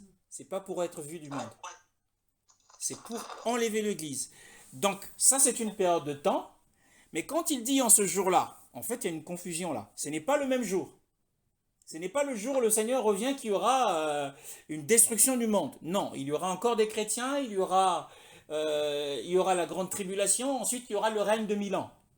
Ce n'est qu'après le règne de 1000 ans que ce jour-là, les cieux passeront avec un fort bruit. Et les éléments embrasés seront dissous. Et la terre, avec les œuvres qui sont en elle, sera brûlée entièrement. Selon la prophétie biblique, la destruction de la terre par les forces nucléaires ne se fera qu'après les 1000 ans, c'est-à-dire que lors de la bataille de Gog et Magog, que nous verrons plus tard. Donc, n'ayant aucune crainte, Poutine ne va pas éradiquer la planète Terre, même s'il a plus d'armes nucléaires, mais ça se fera non seulement après que l'Église ait été enlevée, mais ensuite après le règne de 1000 ans. Donc longtemps après, puisque pendant le règne de 1000 ans, il y aura toujours des nations païennes autour de Jérusalem. Puisque le règne de 1000 ans, ça sera à Jérusalem, où le Seigneur viendra et descendra sur le mont des Oliviers, où tout le monde le verra. Là, on ne parle pas du retour visible du Seigneur, mais c'est son avènement secret. Donc, c'est un passage important. Donc, après les 1000 ans, il y aura la bataille de Gog et Magog, que nous verrons dans le livre de l'Apocalypse. Et après la destruction de la terre et des cieux, c'est là que le Seigneur mettra en place la nouvelle terre et le nouveau ciel. Donc nous avons cette dispensation, et la nouvelle terre et le nouveau cieux, c'est le 7e jour. Ça correspond au sabbat. Alors attention, les enseignements qui disent que le sabbat, le Seigneur le confirme d'ailleurs, dans mon cœur. Le sabbat, c'est le millénium, c'est faux, parce que le Seigneur ne se reposera pas. Il régnera avec l'Église et les sacrificateurs, en ce temps-là, ça sera les Israéliens, les Israélites, les Juifs, mais il y aura toujours les nations païennes, puisque le règne de l'Église avec le Mashiach se fera avec une verge de fer, comme on brise le vase d'un potier. Donc il va falloir briser la rébellion des nations pendant le règne des 1000 ans. Ça ne sera pas de tout repos et ça ne sera pas le sabbat pour le Seigneur. Mais il se reposera entièrement lorsqu'il y aura la nouvelle terre et le nouveau ciel où la justice habitera. Et là, le péché n'existera plus. Satan sera entièrement dans le lac de feu. Mais après les 1000 ans, pendant les 1000 ans, Satan sera lié et jeté dans l'abîme. Mais après les 1000 ans, il faut qu'il soit relâché. C'est lorsqu'il est relâché qu'il va entraîner les nations, il va entraîner des hommes comme Poutine et les autres pour faire la guerre au Seigneur. Et il y aura une bataille qui fera dissoudre les éléments du ciel et de la terre. Donc, tenons-nous tranquilles, même si les hommes craignent la troisième, il y aura peut-être une troisième guerre mondiale, je n'en sais rien, mais il n'y aura pas une guerre nucléaire qui va effacer toute la race humaine sur la terre. Sinon, ça va fausser les prophéties bibliques. Et nous bénissons le Seigneur pour les 7 âges. Il est très important pour les chrétiens de savoir qu'il y a 7 âges. Il y a l'âge de l'innocence, l'âge de la conscience, l'âge du gouvernement humain, l'âge de la promesse, l'âge de la loi, l'âge de la grâce, le royaume millénaire qui est le 7e âge, et ensuite nous entrons dans le sabbat éternel qui est l'éternité future, où la justice habitera, où nous verrons le Seigneur face à face, où nous serons dans la nouvelle Jérusalem céleste. Et là, comme a dit le cantique chanté par la sœur Carole, que celui qui a soif vienne et boive de l'eau gratuitement. Tout est gratuit dans l'éternité. Ça ne dépend pas des œuvres, mais c'est par l'œuvre de la croix tout simplement. Mais par contre, le royaume millénaire, ça dépend non seulement du salut, mais aussi de la justice que nous pratiquons tous les jours. Alléluia. Amen. Gloire à Dieu.